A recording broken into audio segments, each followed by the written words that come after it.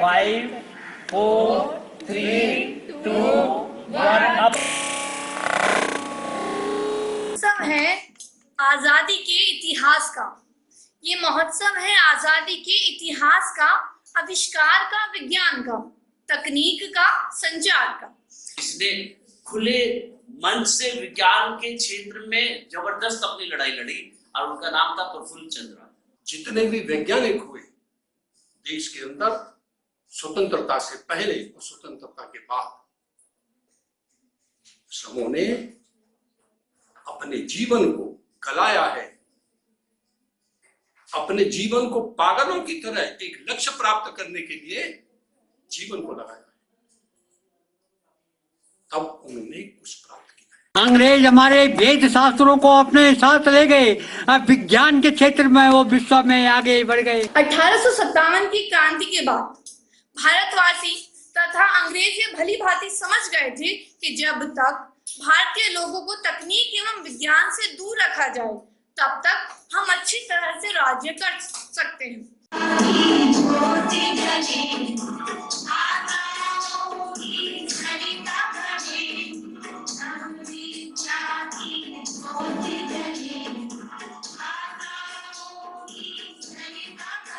अब मैं अनुरोध करूंगी दीपक सर से कि वो मंच पर आए और अपने विचार इस विज्ञान महोत्सव पर प्रस्तुत करें।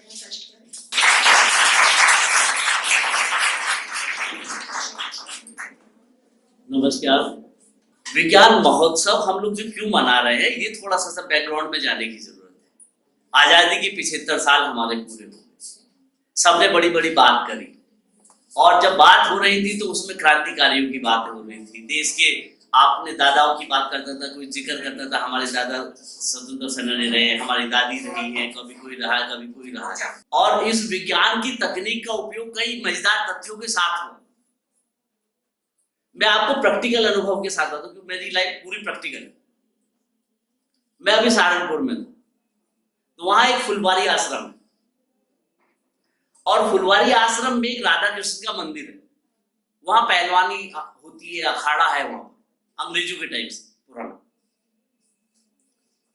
भगत सिंह के पीछे अंग्रेजों की पुलिस पड़ी थी, आप जानते हैं, हम सब जानते हैं, इतिहास में पढ़ा गया। लेकिन मजेदार बात यह है कि भगत सिंह उस मंदिर की बुर्ज में जाके छिप जाते थे और उस मंदिर के अंदर किसने बनाया ये आज तक नहीं पता चला, क्योंकि वो आदमी बहुत डर गया था बनाने वाला। वहां पर एक गुफा बना रखी है, वो मैंने खुद देखी। उस गुफा में राधा कृष्ण के उस मंदिर की बुर्ज में एक कमरा है, वो प्रैक्टिकली मैंने खुद देखा। वो जो मंदिर की बुर्ज है उसके अंदर वो किस तरह से डिजाइन किया गया है वो कमरा, वहां पे जाने के लिए कोई सीढ़ियां नहीं और पूरी आर्मी चली जाए छान ले पूरे मंदिर को, वो कमरा नहीं मिलेगा। ये महत्वपूर्ण बात और ऐसा ही हुआ। हम लोगों ने देखा तो उस आदमी ने जो वहां रहते थे, केयर टेकर थे, वो एक सीढ़ी लेकर आया और उसने कहा कि इस पे चढ़िए। मैंने कहा भाई मैं तो नहीं चढ़ सकता। और उसके अंदर फिर मैंने वीडियोग्राफी कराई उसकी और उसकी रिकॉर्डिंग कराई और वो वीडियो पड़ी भी है। हमने विज्ञानाओं करके सीखे के चैनल पे डाल भी रखा उस वीडियो को। और उसमें तब देखा कि वो कितना बड़ा कमरा था, पूरा कमरा बना हुआ और उस कमरे में 3 दिन तक भगत सिंह छुपे रहे और अंग्रेज चारों तरफ से उनकी सेना घूम के चली जाती थी और उन्हें पक्का पता था कि भगत सिंह यहाँ है, लेकिन उन्हें मिले नहीं। सबको मारा पीटा, किसी को पता ही नहीं कहाँ है भगत सिंह। और भगत सिंह उस मंदिर की बुर्ज में 3 दिन तक रहे। उसी मंदिर के बगल से एक गंगा जी बहती थी उस जमाने में, जिसे पांव धोई गंगा कहते थे और वो अब थोड़ा खिसक गई है, उसका स्थान बदल गया एक लंबा समय होने के बाद। हर 10 साल बाद गंगा जी भी थोड़ा थोड़ा अपना शिफ्ट होती रहती है। ये ज्योग्राफी वाले ज्यादा अच्छी तरह से इसको समझा सकते हैं। वो खास बात ये थी कि वो तकनीक से जिस तरीके से मंदिर की बुर्ज में वो बनाया गया और भगत सिंह को छुपाया गया, तो वो टेक्नोलॉजी का भी यूज था उस समय। एक भवानी मिश्र थे कानपुर में, भगत सिंह से प्रभावित भी थे, बहुत सारी चीजें थी, लेकिन उन्हें हथियार बनाने नहीं आते थे, न थे उनके पास में। तो उन्होंने टेक्नोलॉजी सीखी, ट्रेनिंग ली और बम बनाने सीखे थे। हालांकि हम लोग बम बनाने के मोटिवेट करने के दृष्टिकोण से नहीं ये बात कह रहा हूँ, लेकिन ये कुछ मजेदार घटनाएं थी जो मुझे लगा कि आपको बतानी चाहिए। और अंग्रेजों के टाइम में जो विज्ञान में हुआ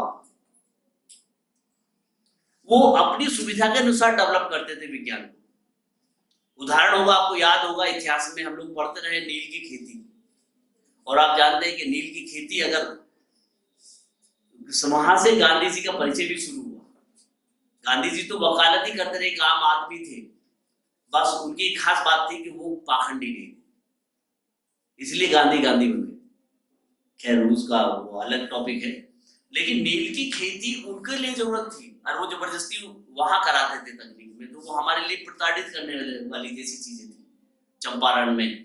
इसके अलावा प्रभु चंद्र राय ने जितना कुछ काम किया, और एक इंटरनेशनल लेवल पर उन्होंने मर्क्यूरियस नाइट्राइड के विल्कन के ऊपर उन्होंने काफी सारा काम किया, जिससे बहुत पहचान मिली उनको। लेकिन उसके साथ साथ उन्होंने रोजगार के ऊपर ज्यादा खासतौर से कंसंट्रेट करने की कोशिश करी, युवाओं को उद्यमी तैयार करने के लिए, उद्योग धंधे तैयार करने के लिए बात करें। ऐसे बहुत सारे वैज्ञानिक हैं हमारे देश में जिन्होंने उस दौरान में बहुत सारी लड़ाइयां लड़ी, लेकिन उनका जिक्र इसलिए नहीं होता कि वो आजादी की लड़ाइयों का हिस्सा नहीं माना जाता। पढ़े लिखे और वैज्ञानिक लोगों को पता नहीं क्यों एक तरफ रख देते हैं, लेकिन अब नहीं रखा जाता, ये अच्छी बात है। अब हमारा इसरो कितना बढ़िया काम करता है, लेकिन उस जमाने में जो तकनीक में पीड़ा हुई हम सबको, वो केवल वही जान सकते हैं, या हम उसके बारे में इतिहास में पढ़ाया जाए तब ही जान सकते हैं, या उस पर चर्चा की जाए।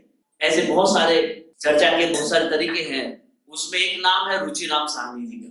रुचिराम साहनी जी ने जो काम किया, सरकार के विरोध में जाके वो स्थापित कराना, क्लासें बढ़वाना, एमएससी के स्नातकोत्तर क्लासों को बढ़वा देना, ये सारी चीजें करते थे। और इसके अलावा एक ऐसे नाम है जो नॉर्मली कभी पढ़े नहीं जाते, कम पढ़े जाते हैं। आप ज्यादातर अगर हम बात करेंगे तो आप 4-5 कुछ बड़े नाम ले देंगे, सीवी रमन की बात करेंगे, जगदीश चंद्र बोस की बात करेंगे, मेघनाथ शाह की बात करेंगे, लेकिन रुचिराम साहनी जैसे व्यक्ति की बात कम करते हैं हम लोग। और उन्हीं के पुत्र थे बीरबल साहनी, रुचिराम साहनी जी। तो पिता पुत्र दोनों ने उस दौरान में कितना योगदान रहा, देश ने समझा और जाना। इसी तरह से बहुत सारी चीजें हैं उसमें सीखने और समझने के लिए। इतने सारी चीजों के साथ में उस दौरान की उन चीजों को और विज्ञान को भले ही इग्नोर किया गया या समाज में उतना स्थापित नहीं देखा गया उस रूप में, लेकिन आज के युग में तो बहुत जरूरी हो गया। आपको जान के ताज्जुब होगा कि कैप्टन लक्ष्मी सहगल एमबीबीएस छात्रा 26 साल की उम्र में सिंगापुर चली गई। एमबीबीएस करने वाली एक लड़की को क्या जरूरत थी आजाद हिंद फौज में जाने की? तमिलनाडु की परिवार से और जाना देश के लिए भाव उठा उनका, इसलिए तो गई। तो ये मत समझिए कि साइंस के लोग, बैकग्राउंड के लोग साइड नेचर के ही होते हैं, चुपचाप रहते हैं, पढ़े लिखे हैं तो कुछ इफेक्टिवली नहीं करेंगे। लेकिन आप आज के युग में देख लीजिए, साइंस के बिना कुछ भी नहीं है, और साइंस बहुत तेजी के साथ बदल रही है, और हमें उसकी साइंस कम्युनिकेशन स्किल को समझना पड़ेगा। हमें अपने आप को मानसिक रूप से तैयार करना पड़ेगा, वैज्ञानिक दृष्टिकोण डेवलप करना पड़ेगा। अगर हम ये डेवलपमेंट नहीं करेंगे तो जिस तेजी के साथ विज्ञान तरक्की कर रहा है, आप उसके साथ चल नहीं सकते।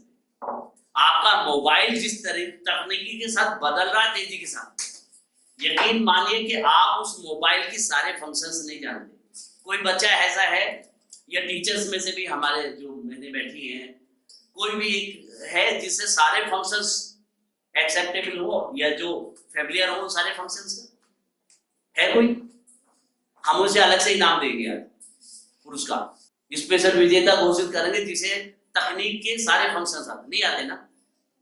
इसका मतलब कहीं ना कहीं साइंटिफिक टेम्परामेंट जो हम विकसित करने की बात करते हैं, और साइंस कम्युनिकेशन स्किल्स अपनी मजबूत होनी चाहिए उसकी बात करते हैं, तो उसके लिए जरूरी है कि हम इन सब चीजों के साथ चलें।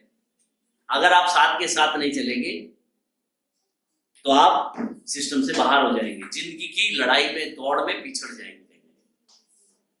जब आप गाड़ी ड्राइव करते हैं तो आपको तकनीकी रूप से ये समझाया जाता है कि गाड़ी बहुत तेज भी नहीं चलानी है और बहुत स्लो भी नहीं। यदि आपसे गाड़ियां बार बार क्रॉस करके तेजी से निकल रही है तो इसका मतलब आप स्लो चल रहे हैं, और आपको कोई नहीं पछाड़ पा रहा है तो इसका मतलब क्रॉस नहीं कर रहा है तो इसका मतलब ये है कि आप बहुत फास्ट चल रहे हैं। चीजों को मेंटेन करना पड़ेगा और तकनीक को तो समझना ही पड़ेगा।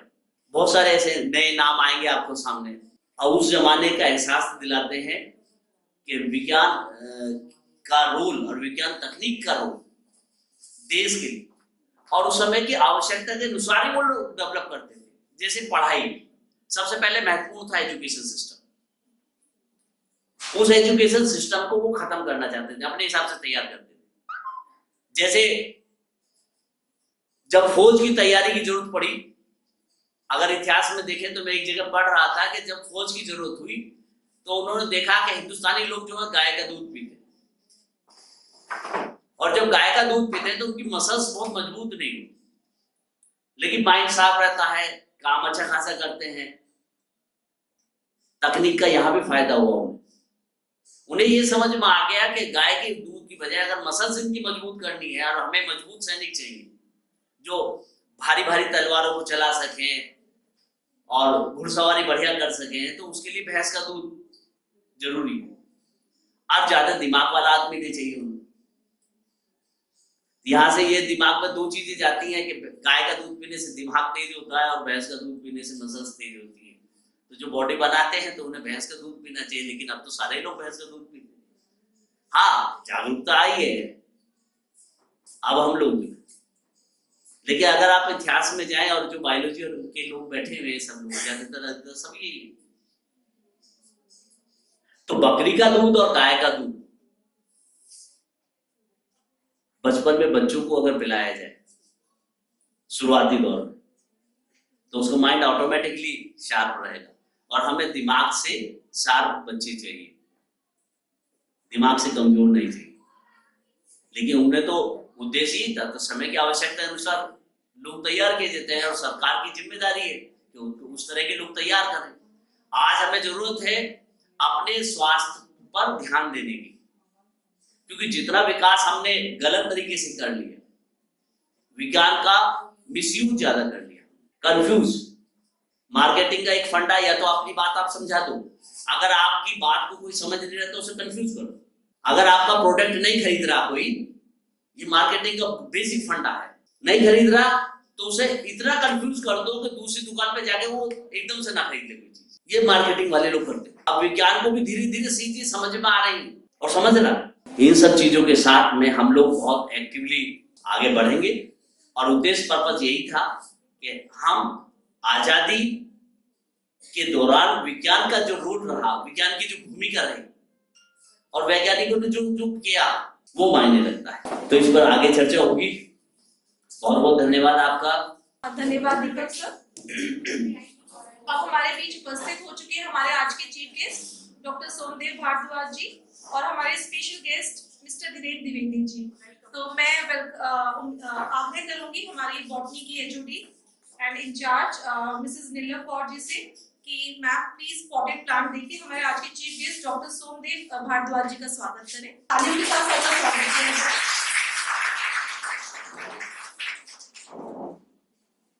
अब मैं आग्रह करूंगी हमारी organising secretary doctor Amita Sharma ji से कि वो पॉटेड प्लांट देकर हमारे आज के special guest mister Dhiren Dwivedi ji का स्वागत करें।